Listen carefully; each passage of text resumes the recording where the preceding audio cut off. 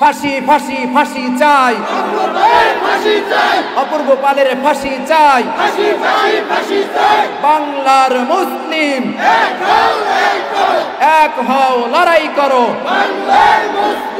ইসলামের শত্রুরা, কোরআন আমাদের সংবিধান, কোরআন আমাদের সংবিধান। এই পবিত্র কোরআনুল কারীম রক্ষার্থে আমরা মুসলমানেরা আমাদের জীবন উৎসর্গ করতে আমরা প্রস্তুত আছি, রাজি আছি তো ইনশাআল্লাহ? নারায়ে তাকবীর, লিল্লাহি তাকবীর। এই ছেলেটার নাম হচ্ছে অপূর্ব পাল। সে নাকি 2023 সালে মুসলমান হয়েছে। কথিত আছে এই ব্যক্তি মুসলমান হওয়ার পরেও বিভিন্ন ধরনের উদ্ভট পাগলামি কার্যকলাপ সে ইসলামের বিরুদ্ধে করতেছিল। শেষ পর্যায়ে 4 অক্টোবর এসেছে, নিজ হাতে একটি কোরআন নিয়েছে, সেই কোরআনের পাতাগুলো ছিঁড়েছে, কোরআনকে মাটিতে ফেলেছে, নিজ হাতে সে ভিডিও করেছে, সে নিজে কোরআনকে বারবার লাথি মেরেছে। নাউজুবিল্লাহ। এই কুলাঙ্গারের পক্ষে আবার কিছু মানুষ দাঁড়িয়েছে।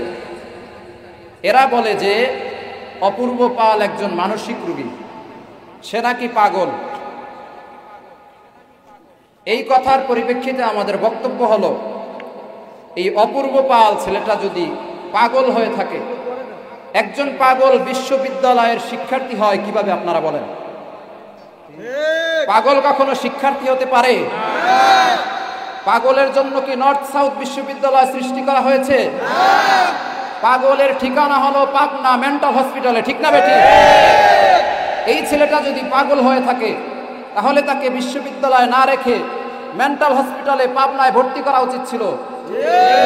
যেহেতু তাকে পাবনা মেন্টাল হসপিটালে ভর্তি করা হয় নাই, তার মানে সে পাগল না, সে সুস্থ সবল ব্যক্তি।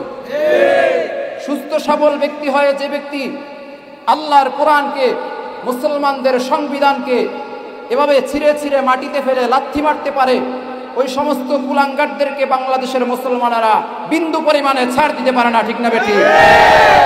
সুতরাং যারা সুশীলতা দেখিয়ে বলে যে এ ছেলেটা পাগল, পাগলে অনেক কিছুই করতে পারে, আমাদের পক্ষ থেকে সুস্পষ্ট বক্তব্য হলো, সে পাগল হওয়ার কারণে সে কি হিন্দুদের গীতায় লাথি মেরেছে? সে খ্রিস্টানদের গির্জায় লাথি মেরেছে? সে বেদে লাথি মেরেছে? সে বাইবেলে লাথি মেরেছে? মারে নাই। তাহলে বোঝা যায় যে এই ব্যক্তির শত্রুতা শুধু মুসলমানদের সাথে। যদি মুসলমানদের সাথে শত্রুতা না হতো, সে মন্দিরে গিয়ে মূর্তিকে লাথি মারত, সে বেদকে লাথি মারত, সে গীতাকে লাথি মারত, সে বাইবেলকে লাথি মারত। কোনো ধর্মগ্রন্থ লাথি মারে নাই, শুধুমাত্র মুসলমানদের ধর্মগ্রন্থ মহাগ্রন্থ আল কোরআনুল কারীমকে লাথি মেরেছে। এর মাধ্যমে সুস্পষ্ট হয়ে যায় যে এই লোক আসলে পাগল নয়, সে আসলে সুস্থ ব্যক্তি এবং শয়তান, ঠিক না বেঠিক?